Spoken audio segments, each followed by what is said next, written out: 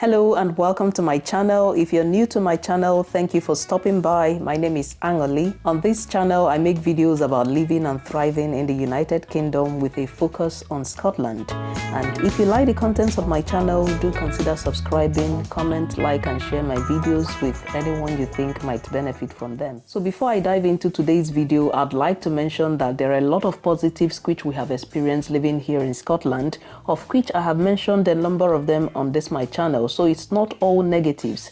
I feel like it's important that I mention that before I go into the video. So my biggest regret moving to Scotland has to do with work, job, career, or whatever you'd like to call it. I am currently registered in a profession here, but I still know that living here in Scotland presents a lot of challenges and limitations to me work-wise and profession-wise, which I would explain in the course of this video. So if you've been following my channel for a while, you probably know that I studied music for my first and second degrees. At the time when we were about moving to Scotland, I had a little business where I taught children and adults how to play musical instruments, specifically the violin and also singing. I also had a part-time job as a violin and viola instructor in the schools within one of the boroughs in London, which I also combined with working as a bank administrator in one of the NHS hospitals in London. I had also just completed my master's degree in one of the universities in London, and I was preparing to start a teacher education course so that I can forge a career as a music teacher in English schools. So it's safe to say that I had a lot on my plate and things were really going in the directions which I wanted them to. So fast forward to us moving to Scotland, and I got a series of shockers on the job front.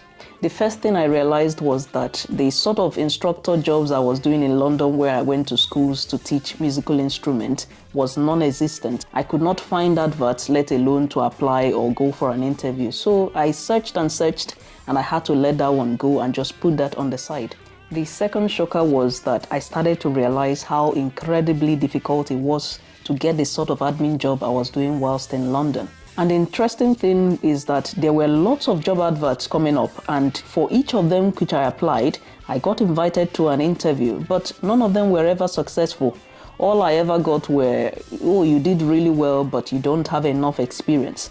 In fact, at a point, I felt like I should just stop applying because I was spending a lot of money going for these interviews only to be told, oh, you were good, but you don't have enough experience. And mind you, I had about 3 years experience on the admin field.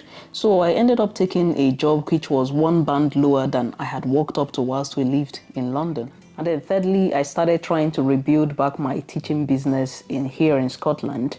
And I remember making flyers and making posters to help advertise my business, but there was just no show. I also remember that I took some of the flyers and the poster to two public areas or two public centers, and I did try to put my posters up there or put the flyers around there so that I can help attract customers, but I was told that I couldn't advertise personal business there, so I had to take the flyers away. It was relatively easy starting up the business in London because we knew a number of people in the form of friends and family who knew that I provided the services I did. So the business basically mostly grew by word of mouth. So me back here in Scotland trying to start up the business, it was really slow, and it still is slow because not only do we not know people for the business to spread by word of mouth, there are also significantly less people here. So naturally more opportunities for students and business. The final biggest shocker on the job and profession front for me was trying to get into the teaching profession here in Scotland. So whilst we were in London, it was quite straightforward getting information and getting help on how to get yourself ready to go on a teacher training course. In fact, there was this program that was dedicated to helping people who wanted to go on a teacher education course get some school experience, which I signed up for, and I went to a number of schools. So fast forward to me here in Scotland, I thought I could get similar help or similar program where I could easily sign up and then get some school experience. So I searched and searched and searched in vain, and I couldn't find anything like that. So I resorted to emailing a number of schools and principal teachers in schools to beg if I could come into their school to observe lessons. The thing is, I knew that for my application to go in for a teacher education course to be successful, I needed to have some school experience. And also, I really wanted to know what teaching in Scotland was all about. So I kept emailing a number of schools. I even remember I also started applying for a pupil support assistant. That's like people who go into schools and then help students. It can be one-on-one, or it can be just helping the class teacher with the students' work.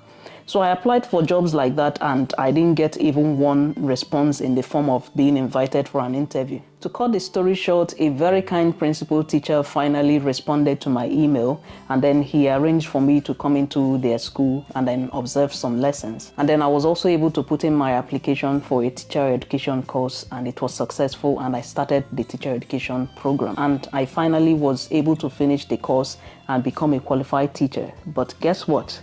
There are very limited opportunities to find a permanent or secure job in teaching here. There are funding cuts everywhere, and teachers who are sick of the unstable nature of the job, or the supply or temporary job, which is mostly what is on offer, they just move abroad to teach somewhere else, or just leave the profession altogether to get a job with a secure or stable income. So while down in England, they are desperately looking for teachers and resorting to importing teachers from abroad, here in Scotland, the opposite is the case, and this is for every subject and primary and secondary schools alike. Aside work and career regret, another regret I have living here in Scotland is not really having friends and family here in Scotland. Most people we know live down in England, and even though we are making progress now, we have been here for 7 years now, and we're gradually getting to build up our friendship network.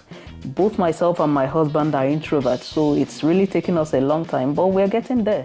And the third regret I have is that travel to Nigeria has become a lot more difficult and expensive. And this is what I mean by being more difficult and expensive. There are no direct flights from Scotland to Nigeria. So each time we're traveling, we have to go through either France or Netherlands or even London, but basically we just have to go somewhere and get a connecting flight to Nigeria. And because it's now longer, it's more expensive as well. So the days of just over 6 hours flight to Nigeria from London, it's over. The fourth regret I have is that access to Nigerian High Commission for things like renewing your passport is now a lot more difficult. At least as at last time we renewed our passport, which was last year, we had to go down to London. So we had to travel down to London a day before our appointment, spent the night in a hotel, then went for the appointment, because you never know how long it will take you when you go to the commission. It can take the whole day, but basically we spent the whole day there, went back and spent the night again in a hotel, and then returned back the third day. So basically it costed us quite a bit to pay for the hotel for 2 nights, and then the train ticket to go down to London and back to Scotland. And my final regret is the limited availability of African foods. Yes, I have to always mention my African food. Even though there are a number of shops here and there, which I am so grateful for, where we can buy African foods, the variety of foods on offer is nothing compared to, say, like Woolwich, where you can find rows of African shops and you can basically buy almost anything you can think of. And the foods are relatively more expensive, understandably so, because I suppose it might cost them a lot more to bring them down to Scotland. Thank you for watching, and do watch out for my next video where I'll be discussing why we have chosen to remain in Scotland despite all the significant regrets which I have raised in this video.